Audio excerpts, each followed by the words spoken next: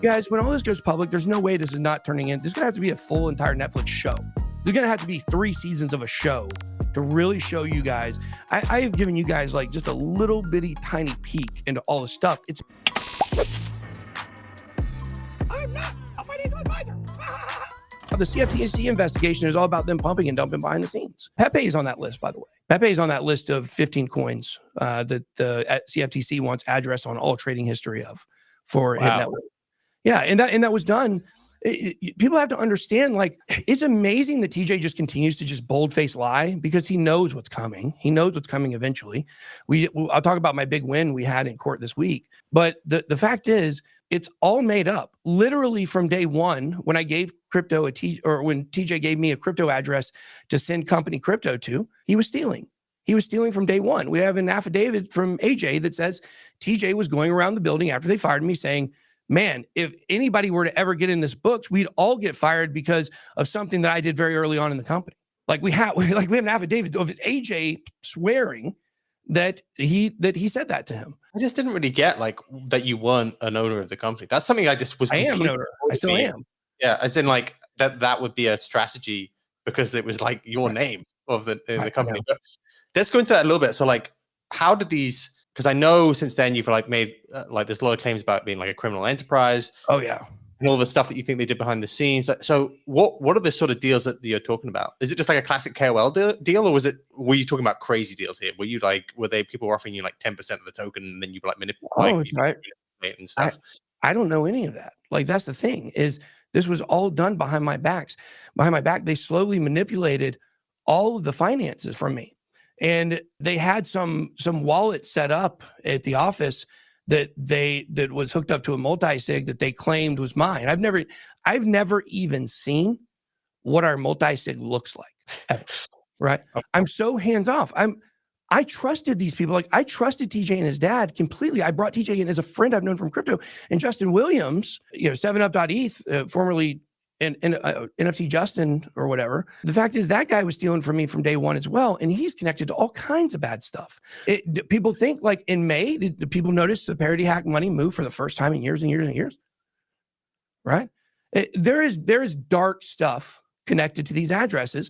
And the CFTC, the title of the CFTC investigation, people don't even know this. I will give you the title of it. The title of the investigation is Certain Persons Engaged in Fraud with Respect to Spot Digital Assets and Metals, Digital Asset Swaps, Digital Assets and Metals Retail Commodity Transactions, and Related Unlawful Conduct. And I'm just trying to think if there's like, I don't think there's any. I mean, everybody knows Bitcoin's on the list, but Bitcoin is connected to them.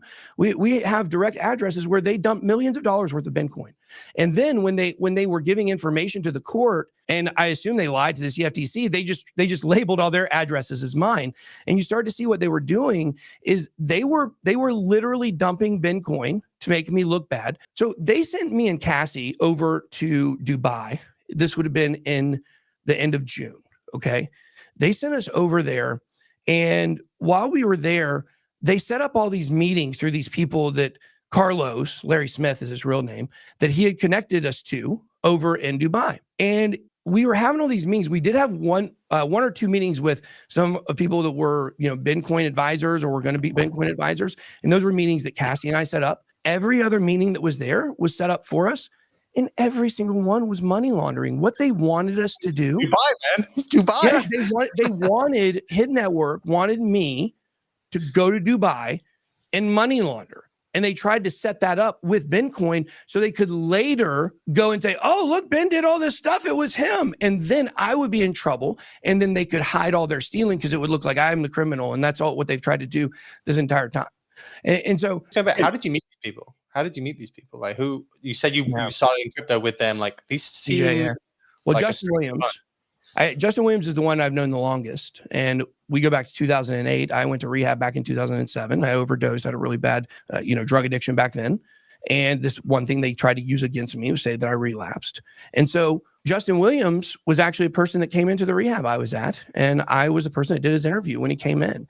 And then we went and we worked at a place together. And then after that, he did graphic design for a company I had for a while. And then 2017 or early 2018, late 2017. He messaged me about crypto. We hadn't talked in a few years. He had this really bad relapse and had supposedly gone to Florida and done another rehab and stuff. I'm not 100% sure if what is true and what is not true that he's told me. But he, from day one, when he came into the company, he helped me design our first NFTs, and our first NFTs did really well. And a lot of people know he was behind Pluto Alliance and in charge of all the Pluto Alliance funds. All the Pluto Alliance people know that, and they were telling me he was stealing the whole time. But before all this happened to me, I was just so trusting. Like, I believed it. I believed that Justin wasn't. He said, no, they're confused. We've actually given them more money than we even made in the sale, and blah blah blah. And it was all lies. It was 100% lies. And so that was Justin Williams. TJ got sent to me. He lived out in California, and I think there's someone else behind this. I'm not going to speculate who it is, but I think there's another person that's silent that's behind this, that kind of orchestrated this. Yeah, I do. I think that is going to come out. I will tell you, I found out that the IRS audit and the CFTC letter were coming. I knew they were coming. I didn't know they had been received, but I knew they were coming before they got hit. And I kept talking about something big happening, and that was it. It just took a little bit longer. It was actually delivered on July 16th.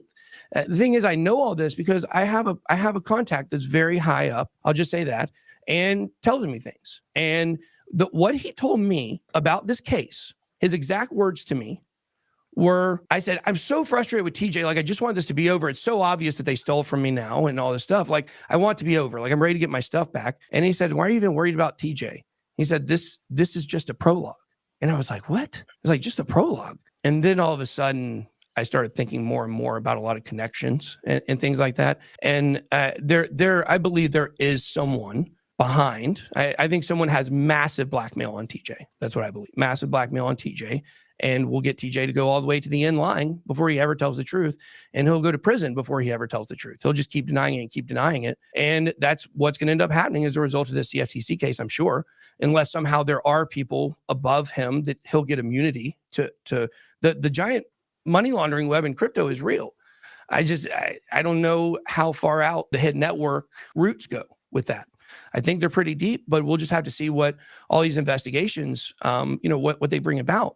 And I think that's people have to understand, this is a subpoena to Hit Network. Okay, Hit Network was a company that was under our main company, BJ Investments. I'm still the 67% owner of, by the way. The reason why I got kicked out was because they went and told the police that I was going to kill them, and that I was going to come in with a gun. And so they put an off-duty policeman there in front of the building until we had a court hearing, and I lost the first court hearing. It was a judge that didn't care about the case, and I lost it. And so then they let their guards down or whatever.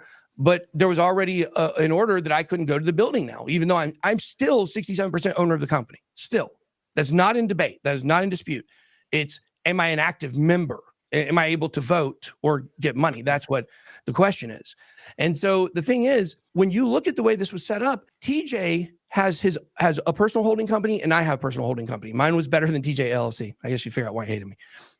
The new name of my company is still better than TJ LLC, but that's another thing. What is it?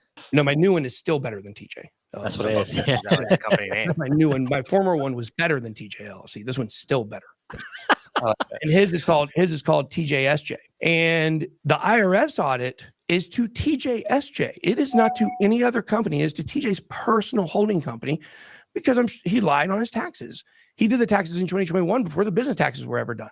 They were trying to stick me with millions and millions and millions of dollars in tax debt is what they were ultimately trying to do, and stick me with all these crimes that they've committed, and they're going to come out. And so the thing is, the subpoena to Hit Network, that was TJ's side of the company. I was still 67% owner of it at the time, because BJ Investments owned that, and everything that owned, I owned 67% of. Here's the question that everyone should be asking themselves.